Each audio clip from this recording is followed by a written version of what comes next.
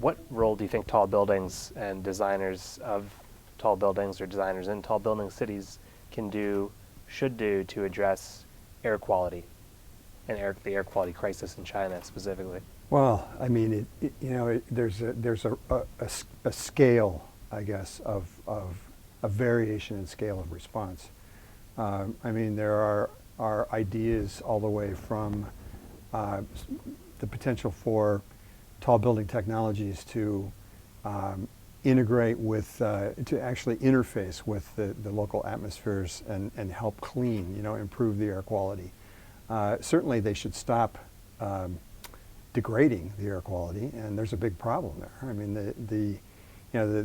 the energy data, energy consumption, carbon emissions in buildings is, we all know the statistics now, but it's relatively recently that these, if you look back at it, it seems like it's been here forever, but it's relatively recently that this information has entered the collective consciousness of the building arts, I think. And there really isn't enough that we can do to emphasize the importance of not making the conditions worse. It's really interesting to talk about these kind of technologies that can actually begin to improve these kinds of conditions, but to stop the ongoing pollution of air pollution and carbon pollution is something that we're still struggling to get our heads around.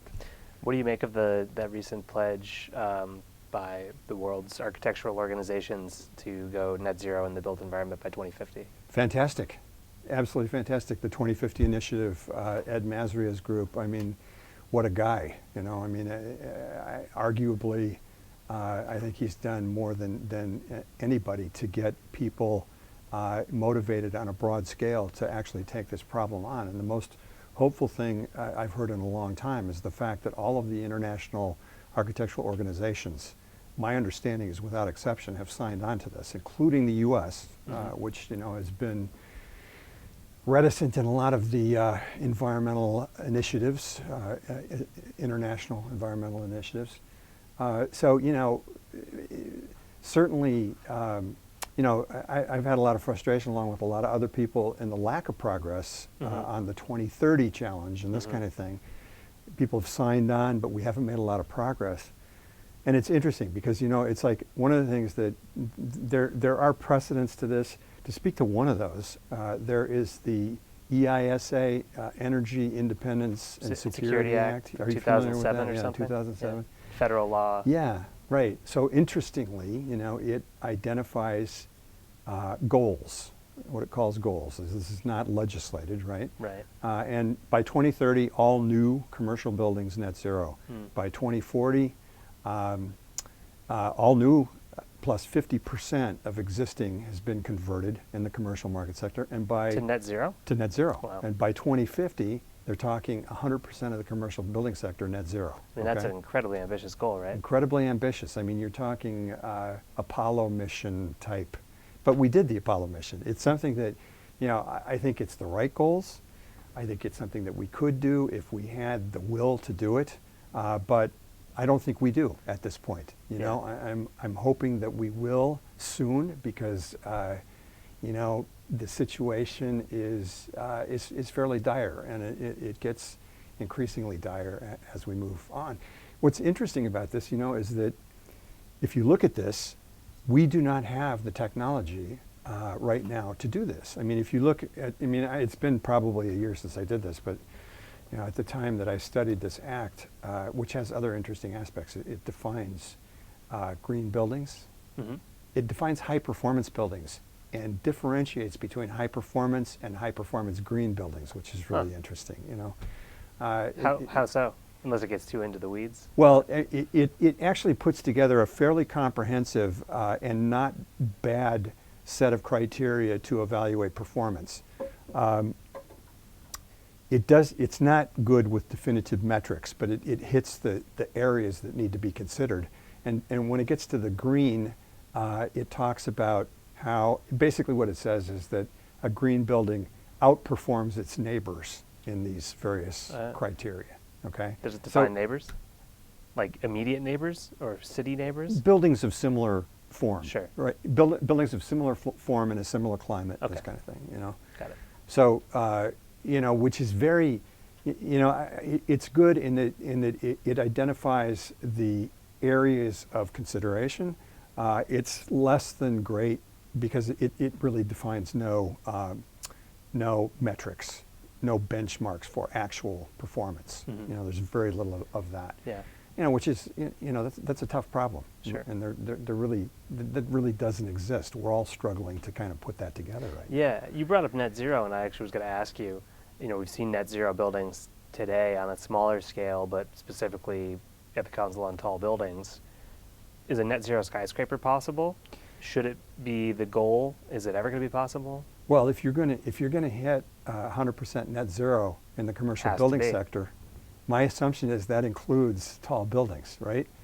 But like I said, nobody knows how to do that. So, you know, when I did this research, I looked at the existing set of data verified net zero buildings, and there were like under 20 of them in the US, and most of them were single story, very modest, you know, type structures, nothing in the way of high rise. And the way that they achieve net zero is, you know, first of all, through relative high passive efficiency, right? Mm-hmm. And then they augment the energy requirements with photovoltaics, mostly rooftop photovoltaics. Well, you just end up with a really poor ratio for that kind of a, you know, of a scenario with tall buildings, right? It sort of inherently just doesn't work. So you have to rely on the building facade. And nobody really has successfully done that. There are emerging technologies that could be very interesting, like transparent photovoltaic glass, you know, like truly transparent photovoltaic glass that is efficient at converting not necessarily direct sunlight, but diverse light into electricity. So this would be a window that is a solar panel, but, Yep. but to Yes. the bystander it would just look like a clear window. But still allows unrestricted view, you know, this kind of thing. There are half a dozen developments in the works, you know, for that kind of a product. But, you know, I mean, you know, the problem with this is we end up with, there are a couple of problems. One of them is that we end up with a degree of technological optimism that I think is ambiguous and uncertain. You know, that the technological optimists among us are confident that we will solve these problems through technology. I think we need to be conservative in that respect. And, you know, solid net zero practice starts with optimal energy efficient building design. That's the initial criteria. It makes absolutely no sense otherwise. You know, you're putting Band-Aids on a big wound without you know, without adapting that kind of an approach. And we haven't done that. And, you know, to a large extent, we're still not doing that. You know, you can look at recently developed LEED certified buildings.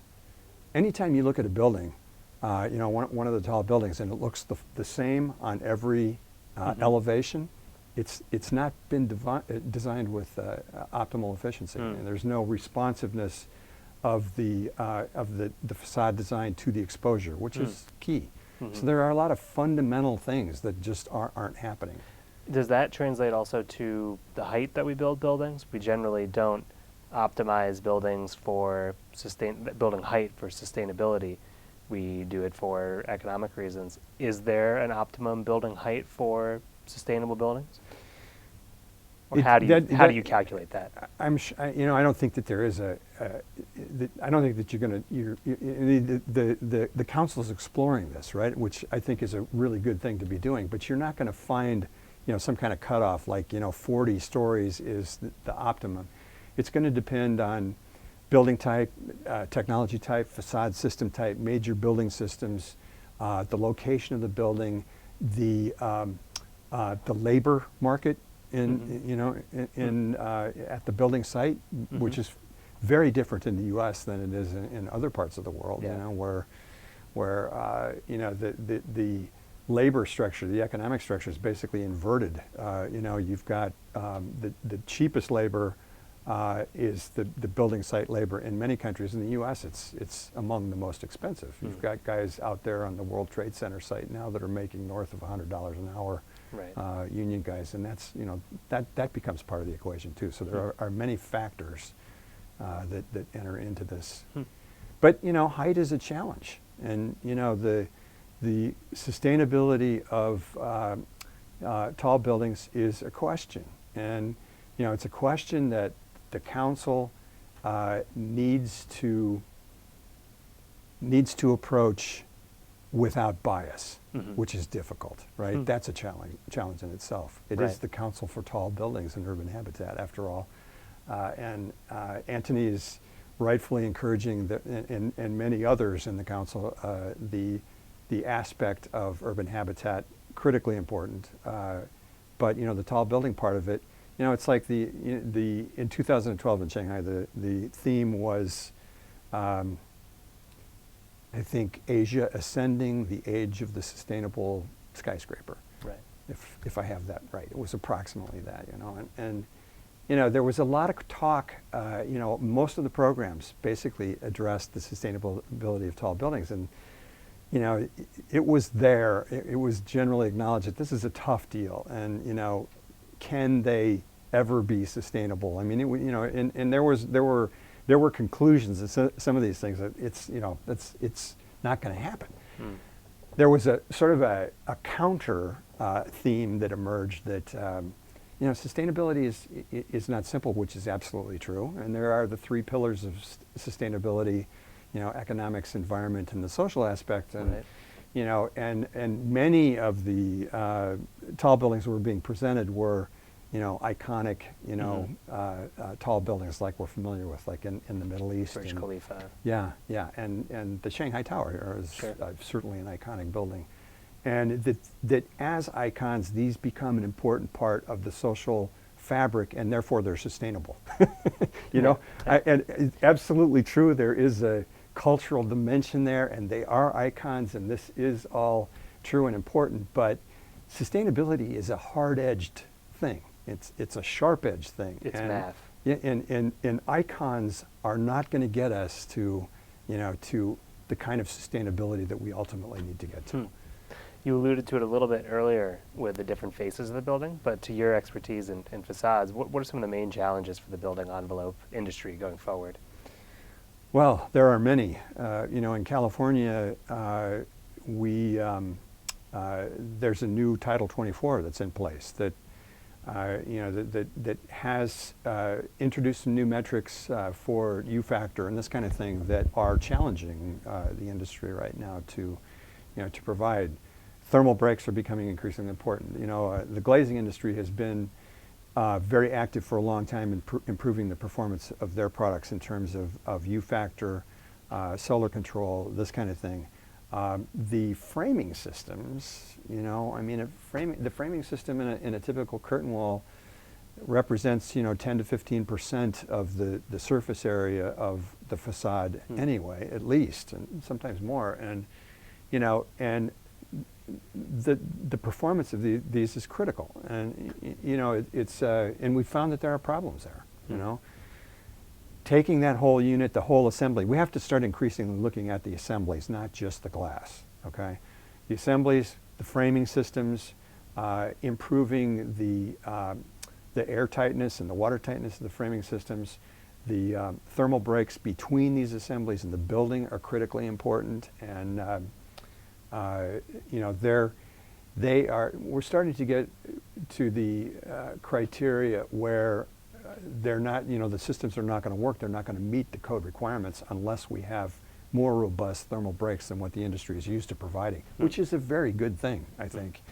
I am an advocate of embracing, these kinds of challenges even before they emerge. Unfortunately, that doesn't happen too much. They come out as regulations and everybody scrambles to respond, but they are going to come. And I embrace these kind of challenges because I saw in the late 70s and early 80s how the constraints presented by high energy costs in Europe much higher energy costs than the U.S. Right. And so there were legislated demands in energy performance in buildings that were mandated, right? And they were significant. I'm talking 70, 80% less energy consumption over a 3-year period of time or something like that. And what that did was it drove facade technology 2 decades ahead of what was going on here in the U.S. And to some extent, we're still playing catch up. I mean, they still have done much more exploration in Europe with double skin facades and this kind of thing, for example. How about here in Asia, in China specifically? Yeah, more so here too. I think the Asians have embraced the European technology. There have been a number of double skins. Look at the Shanghai Tower. I was going to ask, right next door to us right now. Yeah. It's so topped out construction. That double skin facade gives it that form too, right? Yeah, a very unique form. You have 2 dominant trends that I see going on in facade technology. One is compressing as much technology as you can into basically that 1 inch deep insulated glass unit. And then you have the opposite, where you're getting a layering of the facade to the point where it's hard to tell where the facade begins and where it ends. And the Shanghai Tower is a good example. You have actually circulation space and public space, what Ben Trinell with Gensler talks about as urban habitat that's being created in the cavity of the facade, which is tremendously interesting. So it's almost permeable in a sense, in the urban fabric sort of blends into the building instead of entering it all at once. Yes. Now, there are issues with this. It's like sustainability is a very complex thing, and as a civilization, we're just starting to get our heads around it. And some of the emerging things that I think are really powerful have to do more with durability and embodied energy, not just operational energy. Our focus has been so much on new buildings, not the existing buildings, of which which present such a challenge, and on operational energy and embodied energy, all the energy that you have from material extraction up through completion of construction and then the end of life ends up being a significant part of the whole energy equation, largely ignored, and it has everything to do with materials. There was a study just done by Craig Jones, Circular Ecology, where he compared a double glazed insulated glass unit to a triple glazed solution from an embodied energy standpoint and operational energy, and found that the payback on the triple glazing, the payback for the additional embodied energy from the additional materials that you're adding to the double glazing to go to the triple glazing, that it takes 20 years of operational energy savings to pay that back. And that's basically the lifespan of the insulated glass unit. So it ends up being a wash. Yeah. So you look at the Shanghai Tower, which is already not even completed, one of my favorite buildings. I love it. It's a beautiful building. But you've got to ask the question, you've got a tremendous additional amount of structure and glass and material in that outer skin, and there's an embodied energy impact, to the overall building there that needs to be accounted for. Right, and we're not doing that accounting on a broad scale. You don't generally have to answer to anyone for embodied energy in architecture and other fields as well. That's absolutely correct, yes. I guess I'm trying to think of a sustainability question that would sort of wrap this up, and it might be, do we basically have everything we need to get on the right track in time for sustainability, or do we need some sort of bigger shift? We need a bigger shift. What would it look like? Well, it is. What would it look like? I was around for the Apollo mission stuff. I was around when Kennedy stood up and said, "We're going to go to the moon," and there was this incredible, and for whatever that's worth. I mean, there's I'm sure a lot of opinion and it's all debatable. What was achieved there and that kind of thing. But it was, it was a tremendous aspirational goal that he put in place, and there was an equal response. And what happened there was just absolutely incredible, unparalleled, you know, and that is the level of response that we need right now. And there's still too much second guessing and wishful thinking and ambiguity about you know, these various drivers, all fundamentally climate change related. And it's unfortunate because you know, there is no question about this, but people keep, you know, insisting on questioning it, and when you question things, you know, that leads to other people questioning things, and you know, this is really, you know, I guess ultimately it's all opinion. My opinion is that this is certainly beyond question, and we need to get on with really applying what we do have. You know, we don't have the technology that we need right now. We need to innovate like mad right now to get to where we need to be with technology to solve these problems. So what we can do, what we do have, is we have the capacity to do this. We do know how to innovate, but we need to innovate at every level. I'm not talking about our leading architects. I'm talking about the organizations that are involved, you know, every single organization, small business to big business, that's involved in the construction industry. Throughout their organizations, we need to innovate. From the person that's answering the phone in these companies to the person that's doing the product development, we need to innovate. You know, so it's this response that we need, that we're perfectly capable of doing, but you know, we need, I don't know, I think we need some inspiration. We need leadership, right? I mean, this maybe is what we've been lacking, is the kind of leadership that can motivate us en masse to respond to this situation.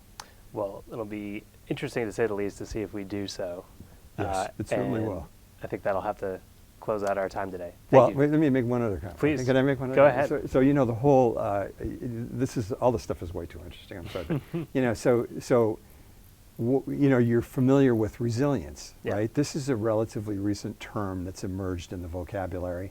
And you know, it's a very good term. Disaster resilience, climate resilience, yeah, responsiveness. Right, and there's an aspect of this that's like, it's, you know, people are trying to figure out what this term means. Like everybody's trying to figure out what high performance, the sustainability, and all these different things. But resilience is like, you know, it's interesting because what it does is it really marks a shift from a focus on preventing climate change, and more of a focus on, you know, adapting. It's here. You know, it's here. We might as well acknowledge it and get ready for it and start to prepare for it. You know, so that's, you know, I think that's an interesting indicator of what's going on too.